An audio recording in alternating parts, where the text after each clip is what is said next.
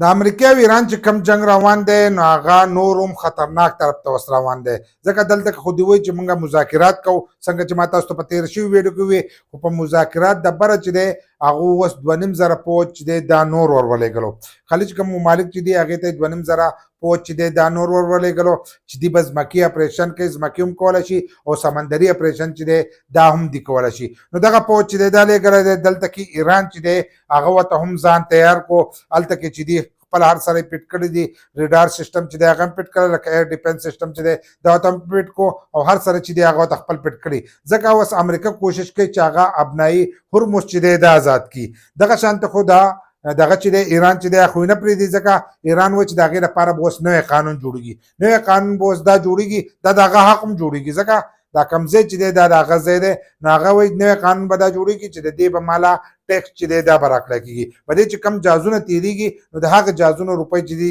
دا به ماته میلاویږي او د هغې ټیکس چې دی دا به ماته میلاویږي نو امریکا چې دا هغه دې ته نه جوړېږي نو د دې د وجې نه چې دی هغه پوځ کوز کړی دی او ښکارېږي دا چې هغه به دغه ځګي باندې چې دی حمله وکړي او هغه وایي چې دغه ځای آزاد کړو دغه ځای کې چې کومه بارودي سورنګان دي هغه ختموي او هغه وایي چې دغه ځای به موږ آزاد کړو خو په دې کې هغه نشي کامیابېدی ځکه چې هغه ورته هم ځان رډي چې دی هغه ساتلی دی او هغو ته دا پته ده چې دوی به د دغه ځګي د ازادېدو لپاره چې دی دا به راځي او دا د امریکې هغه رګ دی چې د دې نه هر سره چې دی دی والا کنټرول کړي د امریکې هر سره چې دي هغه دغه ځګي نه کنټرول دی په ټول جنګ کې چې دی هغه د دغه یو ځګي نه چې دی هغو ناکامه دي د دغه دپاره چې دی هغه 2.5 پوځ چې دی دا کوز کړی د دې نه مخکې هم پوځ کوز کړی خو هغه به د دغه ځګي اپریشن چې دی دا به کوي بل لا چې ایران چې دی هغه اوس هم دغه ځای آزاد کړی دی د هغې کسانو دپاره آزاد کړی دی چې کم کسان هغه لا د دغه ځګي ټیکس ورکوي لکه جاز چې دی هغه به دغه ځګي باندې پرېږدي خو هغه ته څو والي چې دی 20 लाख ډالر چې دی دا تیالي نو هغه جاز چې دی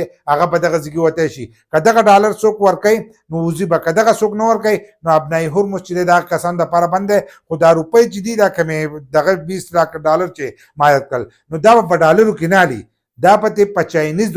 کرنسي کې چې دی دا پته په هغې کې اخیسته کېږي چاینیز چې کومه کرنسي ده نو په هغې کرنسۍ کې چې دی دا روپۍ به ایران ته ادا کوي نو بیا په دغه ځګي باندې جاز چې دی دا به راوړي نو حالان ساعت د هغو په قبضه کې دی خو امریکا اوس دا کوشش کوي چې هلته کې 2.5 پوځ چې دی دا نور کوز کړی دی دلته کې ایران چې دی هغو ته هم ځان تیار کړی دی نو هغه اوس دغه ځای چې دی دا ازادۍ نو تاسو راسره خپل رایه چې دی دا لازم شریک کړئ چې امریکا به په دې کې کامیابه شي که به نه شي چې هغه به دغه ابنایي هرمز چې دی دا به آزاد کړي که به نه کړي که ایران به په خپل شرط کې چې دی په دې کې کامیاب شي چې د دې ټیکس به ایران ته میلاوي که نه میلاوي نو خپل رایه چې دی دا راسره لازم شریک کړئ